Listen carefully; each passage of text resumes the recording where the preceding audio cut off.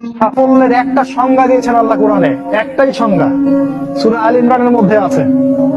আজকে আমি সব ডিটেইলস বলার সময় পাচ্ছি না।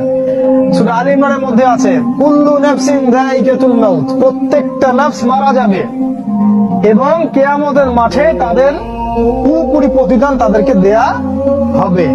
এখানে আল্লাহ সাফল্যের সংজ্ঞা দিয়েছেন, ফামান যুহজিহা আনিন নার ওয়া উদখিলাল জান্নাহ ফাকাদ ফাজ।